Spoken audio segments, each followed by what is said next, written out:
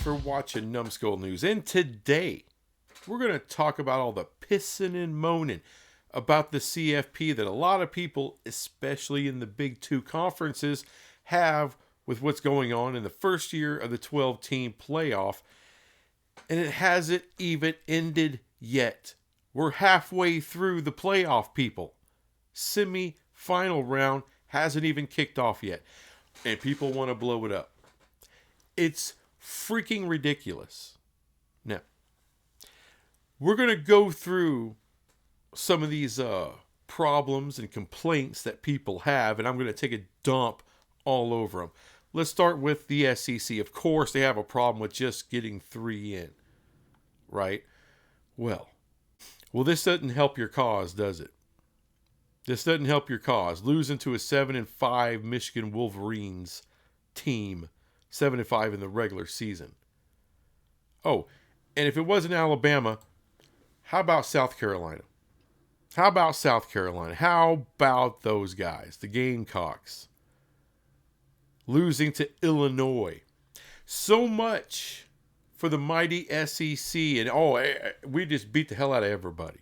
Well, not so much. And I know these are meaningless, useless bowl games, right? They have no meaning. You know, so many players aren't playing. Okay, well, what about Tennessee? Do you see that score right here? 17-42. It looked like the Volunteers didn't even belong. The Buckeyes scored 21 points in the first quarter, y'all. 14 in the third. This is ridiculous. This argument sucks. And it doesn't end there. Georgia. Everyone had Notre Dame losing. Almost everybody had Notre Dame losing. Even Georgia with a backup quarterback, everyone said, well, Georgia's just too talented. And then, of course, right afterwards, what do you get? You get the cold pizza first take guys talking about, well, Georgia's not the same Georgia. Well, they're the SEC champ. And if they're not the same Georgia, maybe the SEC isn't the same. You know what I mean? But there goes all that. You got one team left in Texas, and they barely beat Arizona State. You know, if they may have very well lost to them, if not for a no call on a targeting penalty. So, right now, the SEC ain't looking great. Let's go to a problem the Big Ten has. One of the biggest problems is they feel that Ohio State and Oregon, they met in the second round. Big Ten got screwed. You got 4 teams in the freaking playoff. 4 teams. All right, the chances of 2 of your teams meeting in the second round is pretty damn good. Even your biggest brands. But here's the real problem you're not talking about. Ohio State. Here's the problem with Ohio State and why that matchup happened in the second round, because they lost to the Michigan Wolverines at the time. They were 6-5 coming in? 6-5? And you lose 13-10. This is ridiculous. If the Buckeyes can beat a woeful Michigan Wolverines team, then they're not facing Oregon in the second round.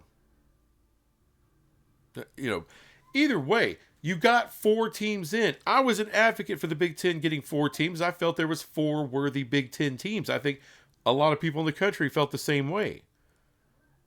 But don't sit there and piss and moan about the second round. When the biggest brand you have in Ohio State lost to Michigan. I understand. Biggest rivalry and all that.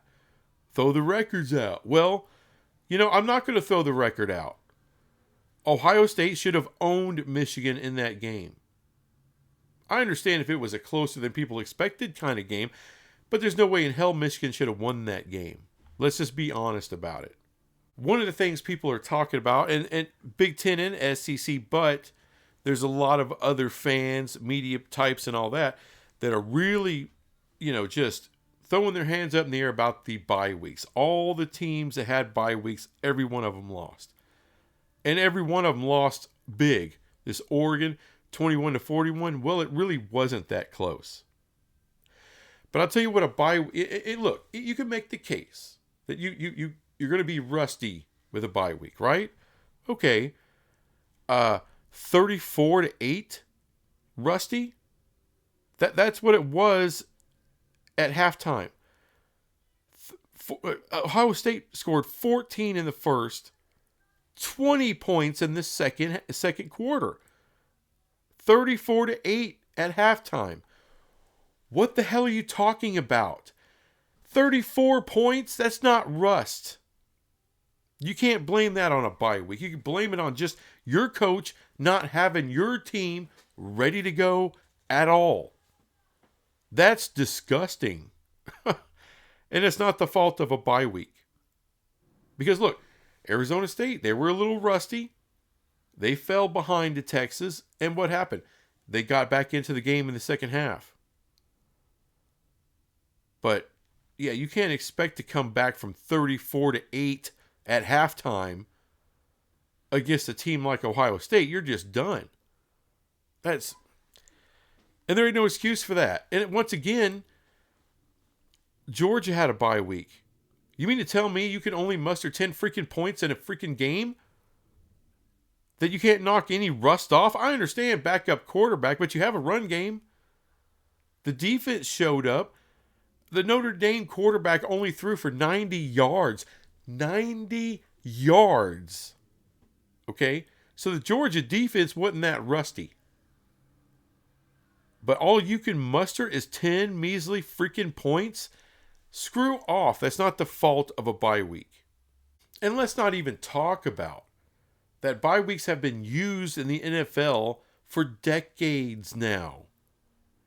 And it's a double-edged sword with a bye week. We all know this. You can get players healthy. You could scout your opponents. You got a lot more time to scout and game plan for your opponents. You got an incredible advantage having a bye week. But the disadvantage is that your team gets a little rusty. That's the give and take. But don't sit there and piss and moan. When Georgia has all this time to game plan and to help get players healthy. And by the way, the Irish had a shit ton of injuries coming into that game. They were missing some of their best players that have been gone for the whole season, half the season, or, recently. So shut up. There's no excuse. A bye week is not an excuse. I mean, it's amazing how many excuses people want to come up with for losing. And by the way, Big 12 fans, the refs aren't an excuse to why Arizona State did not beat Texas. Arizona State needed better special teams. If they had better special teams, they would have won the game. Period, end of story. And no, bye weeks aren't a huge disadvantage. That's so stupid, so lame, so short-sighted. What the only real disadvantage is, and none of these elitist pricks have even tried to talk about it. The first round. All the first round games, the higher seed team got a home game. That's an advantage. That's an insane advantage. That's hard to overcome. And all the road teams lost. Every one of them. But what do they say? Oh, that's a success. Well, how's that a success? You hear that? It's a success when the higher seeded, the quote unquote better teams just win. So in the second round, all of the bye week teams lose. Oh, now we got a problem. See, that's an elitist mindset. Because road teams in the first round will come in and win. It's just a hell of a lot harder to do. Going on the road in the NFL is really difficult. Going on the road in college football is damn near impossible. If it's like even, like if the teams are pretty close or even somewhere in the ballpark of being evenly matched, the team going on the road is almost always screwed. It is so damn difficult in the college to go on the road. I'm not saying get rid of that first round, uh, the first round the way it is. I'm not saying to do that. But after the next year, if all the road teams lose again, you may want to reconsider. And I think it's insane. It says a lot that no one is complaining about the first round, but we're going to complain about the second round. There's going to be changes, though. There's going to be changes to the playoff format. Next year, they may very well go to 14 teams. And apparently that's already part of the contract. The money can go up to cover the 14. So you may very well get that. And don't be shocked, and in 2026, we go to 16 teams. And I'm all for 16. But what do you hear by some of these assholes? Well, there's not 16 teams that are worthy. Well, a lot of them are going to go on the road, aren't they? And a lot of those that go on the road, as we see, are going to lose their ass. Don't talk to me about worthiness. There are 16 teams that are worthy enough. They're worthy enough. Stop with this. People need to stop. Well, we got to have the very best team. Well, 16, you're going to get all the best teams plus a few. Well, why is it plus a few in there? Because of money. This is about money. This is pro sports now. This ain't college sports anymore. Get that shit out of your head. It's a different world now. You might as well embrace it. It's the way it is. It ain't changing it. It ain't going back. So shut up. Give this thing a couple of years before you really just throw your hands in the air. God, some immature pricks. And I'm not even talking about small YouTube channels. I'm talking about big time, big media people.